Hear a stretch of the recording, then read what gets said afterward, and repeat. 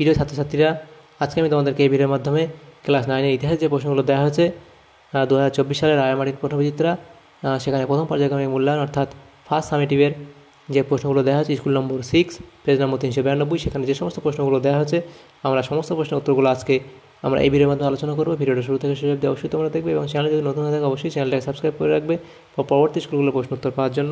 তো শুরু করা যাক। দেখো আমাদের 6 নম্বর যে স্কুল এখানে বলা হয়েছে, 6 নম্বর স্কুলে আমাদের 6 নম্বর স্কুল নাম কি বলা হয়েছে দেখো, ধূপগুড়ি হাই স্কুল HS। একের দাগের প্রশ্ন, সঠিক উত্তরটি নির্বাচন করো। প্রথম প্রশ্ন, ফরাসি বিপ্লবের সময় ফ্রান্সের রাজা কে ছিলেন? ফরাসি বিপ্লবের সময় ফ্রান্সের রাজা কে ছিলেন? এটা হবে ষোড়শ লুই, অপশান সি তোমাদের এখানে সঠিক উত্তর হবে। নেক্সট প্রশ্ন, ফ্রান্সকে রাজনৈতিক কারাগার হিসেবে চিহ্নিত করেছেন? এটা হলো ভলতেয়ার, অপশান বি হবে সঠিক উত্তর। তারপরের প্রশ্ন, দ্য ওয়েলথ অফ নেশন গ্রন্থের রচয়িতাকে? এটা হবে অ্যাডাম স্মিথ, অপশান এ। পরের প্রশ্ন, civil constitution of the clergy নামক আইনটি বিধিবদ্ধ করা হয় কত খ্রিস্টাব্দে? 1791 খ্রিস্টাব্দে, অপশান 1791 খ্রিস্টাব্দে, অর্থাৎ অপশান সি তোমাদের এখানে সঠিক উত্তর হবে।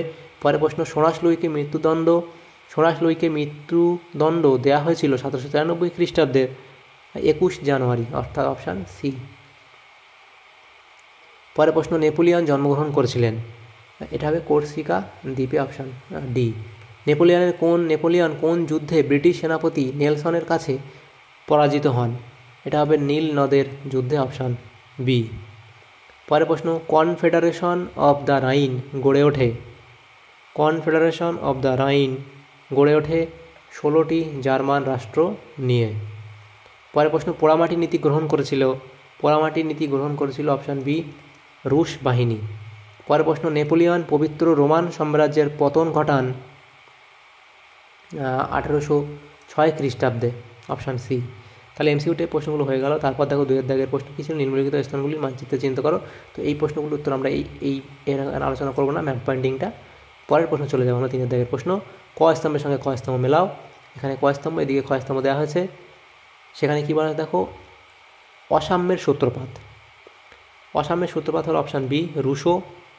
এবং সন্ত্রাসের শাসন, এটা হবে রোবোস্পিয়ার। এবং আবেসিয়াস, এটা হবে ডাইরেক্টর। আবেসিয়াসটা হবে অপশান এ, ডাইরেক্টর। তাহলে এভাবে এ স্তম্ভ বি স্তম্ভ ক স্তম্ভ খ স্তম্ভ মিলিয়ে নেবে। তারপর আমাদের দেখো 3 দাগ অবধি হয়ে গেল। তারপর দেখো আমাদের 4 দাগের প্রশ্ন, সেখানে সংক্ষিপ্ত উত্তরভিত্তিক প্রশ্ন, যে কোনো 4টি প্রশ্ন উত্তর করতে পারা যায়। লেতর দ্য ক্যাশে কি? লেতর দ্য ক্যাশে হলো ফ্রান্সে প্রচলিত এক প্রকার রাজকীয় গ্রেপ্তারি পরোয়ানা। এই পরোয়ানার ভিত্তিতে রাজকর্মচারীরা যে কোনো ব্যক্তিকে গ্রেপ্তার করে বিনা বিচারে দীর্ঘদিন আটক করে রাখতে পারতেন। পরের প্রশ্ন কী ছিল, টেনিস কোর্টের শপথ কি? 1789 খ্রিস্টাব্দে 20 জুন তৃতীয় সম্প্রদায়ের প্রতিনিধিরা স্টেটস জেনারেলের অধিবেশনে তাদের জন্য নির্দিষ্ট সভাকক্ষে প্রবেশ করতে গিয়ে দেখেন সেটি তালাবন্ধ আছে। তখন তারা আবেসিয়াস ও মিরাবোর নেতৃত্বে পাশের টেনিস খেলার মাঠে সমবেত হন। এখানে তারা শপথ গ্রহণ করেন যে যতদিন না ফ্রান্সের জন্য একটি নতুন সংবিধান রচনা হচ্ছে ততদিন তারা ঐক্যবদ্ধভাবে কাজ করবেন। একে টেনিস কোর্টের শপথ বলা হয়। তৃতীয় প্রশ্ন, কি মানুষ ও নাগরিকের অধিকার ঘোষণার মূল 2টি শর্ত উল্লেখ করো? তো এই 2টি শর্ত লিখে দেবে। 4 দাগের প্রশ্ন, কাকে ও কেন দ্বিতীয় জাস্টিনিয়ান বলা হয়? সেটা লিখবে এখানে, এত অবধি হয়ে যাবে। পরের প্রশ্ন, লিপজিগের যুদ্ধকে জাতিসমূহের যুদ্ধ বলা হয় কেন? সেটা এখানে দেওয়া আছে, এত অবধি লিখে দেবে। পরের প্রশ্ন দেখো 5 দাগের প্রশ্ন, 4 দাগ হয়ে গেল। 5 দাগের প্রশ্ন, নিম্নলিখিত প্রশ্নগুলোর উত্তর দাও, যে কোনো 2টি। ফরাসি বিপ্লবের ফলাফল আলোচনা করো। সেখানে ফলাফল বলে পয়েন্ট করবে সাম্য ও মৈত্রী, স্বাধীনতার আদর্শ, জাতীয়তাবাদের আদর্শ, প্রগতিশীল চিন্তার বিস্তার, গণতান্ত্রিক আদর্শের প্রসার। পরের প্রশ্ন, নেপোলিয়নের মহাদেশীয় অবরোধ বলতে কী বোঝো? মহাদেশীয় অবরোধ বলে পয়েন্ট করবে। সেখানে মহাদেশীয় ব্যবস্থার বাস্তবায়ন, বার্লিন ডিক্রি, তারপর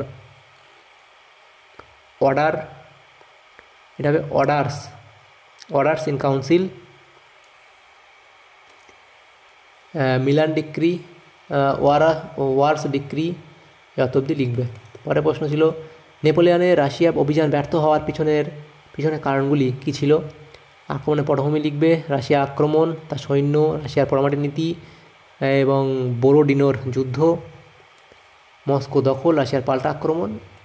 যেগুলো লেখা আছে তোমরা এখান থেকে নোট ডাউন করে নেবে। 6 দাগের প্রশ্নে বলা আছে নিম্নলিখিত যে কোনো একটি প্রশ্ন উত্তর দাও।